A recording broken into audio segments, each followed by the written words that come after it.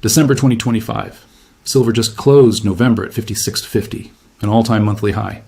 The mainstream media is calling it a bubble. They're calling it a retail frenzy. They're telling you to take profits and walk away. They are lying to you. What you are watching is not a bubble.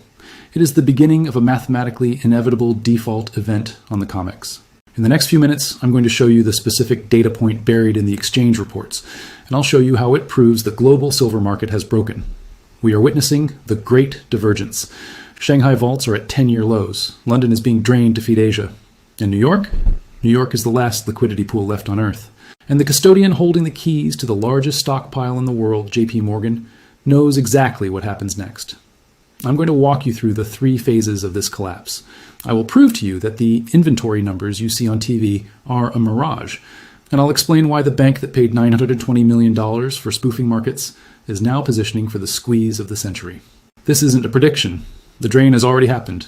The only thing left is the panic. Here is the mechanism. To understand the bombshell, you have to understand the lie at the heart of the COMEX. When you look at COMEX silver reports, you see 2 numbers: total inventory and registered inventory. Total inventory looks healthy. It sits in the hundreds of millions of ounces. This is the number the banks show you. This is the number they use to say, look, there's plenty of silver. But that number is a lie. Total inventory includes a category called eligible. Eligible silver is metal that meets the purity standards to be traded. But, and this is the critical part, it is not for sale. This is silver owned by private family offices, tech companies, and strategic investors who are storing it in COMEX vaults for safekeeping. They have no intention of selling at $30, $50, or even $100.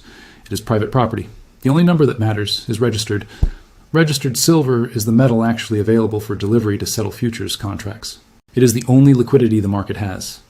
In 2020, registered silver stood at nearly 150 million ounces. Today, it has collapsed. We are watching the ratio of paper claims to actual ounces explode. And who is the custodian for the largest pile of silver in the world, the iShares Silver Trust? JPMorgan. They know exactly who owns the eligible silver. They know it's not moving. They know that when the registered stocks hit 0, the exchange cannot simply seize the private eligible stockpiles to cover their bad bets. That's theft.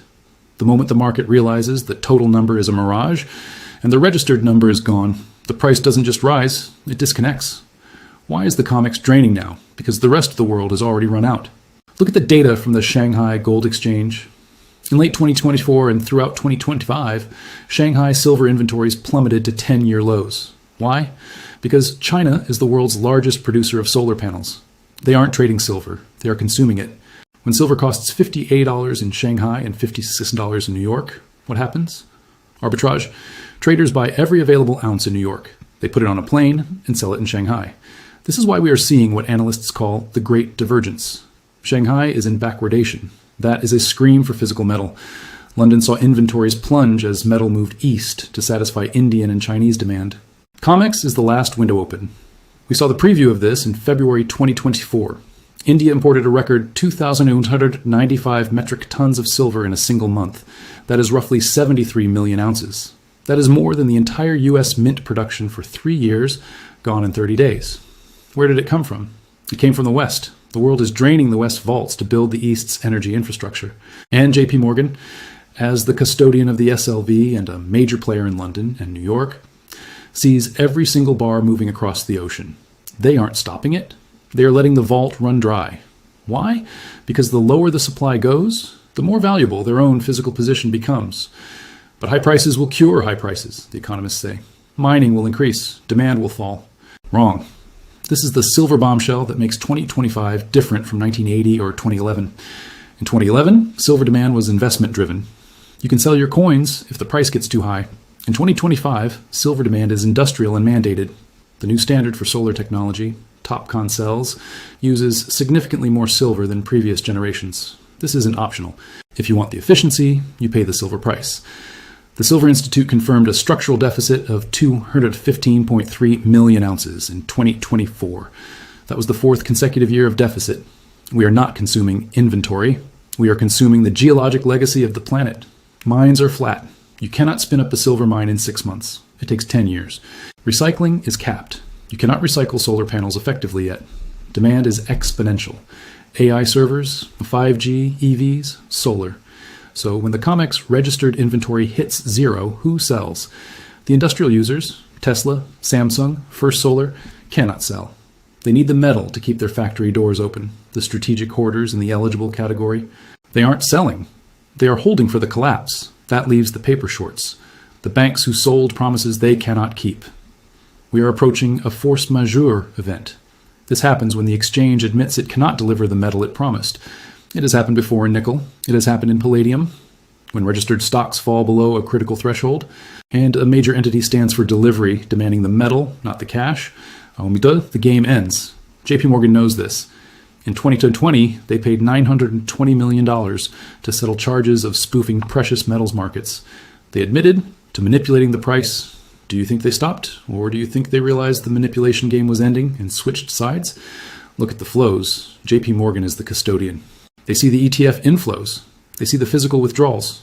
If they believed silver was abundant, they would be shorting it into the ground. Instead, the price just hit an all-time high of $56.50, and the banks are silent. They are silent because they are trapped. If they smash the price down with paper contracts, the arbitrage window widens. China and India will just buy more, faster, draining the vaults instantly. If they let the price run, their short positions blow up. They are stuck between the physical rock of Asian demand and the paper hard place of Western derivatives. The registered number is the countdown clock. Every week, it ticks lower. Every week, more metal leaves New York for Shanghai and Mumbai. When that number gets close to zero, the rule changes begin. Number one, cash settlement. They will tell you that your contract will be paid out in dollars, not silver. Number two, margin hikes. They will make it too expensive for you to hold futures. Number three, the premium explosion. The spot price on your screen will say $60, but try to buy a physical coin. It will cost $100. This is the decoupling. The paper price becomes a fiction. The physical price becomes the reality. We are already seeing it. Try to find large volume physical silver today without a delay. Try to buy at spot. You can't. The JPMorgan silver bombshell isn't that they manipulated the price down. It's that they are now the gatekeepers of a vault that is being emptied by forces they cannot control. They know the eligible silver isn't theirs to sell. They know the registered silver is evaporating. And they know that when the music stops, the only thing that matters is what you can hold in your hand. You have a brief window. The price is broken $50. The psychological barrier is gone. But the physical barrier, the actual availability of metal, is the next wall we hit. Don't look at the total inventory number. It is a lie designed to keep you calm. Look at the registered number. Look at the Shanghai backwardation. Look at the industrial deficit. The math is simple. We are using more than we mine. We have sold more paper than exists in the vaults. The East is buying every ounce the West sells. The COMEX is running dry. JPMorgan knows it. The industrial buyers know it. Now you know it. Stop buying paper promises. Stop buying ETFs where you are the unsecured creditor of a bank. Get the metal. Secure it in your possession. Because when the force majeure notice goes out, it will be too late. The bombshell has already dropped. The explosion is just a matter of time.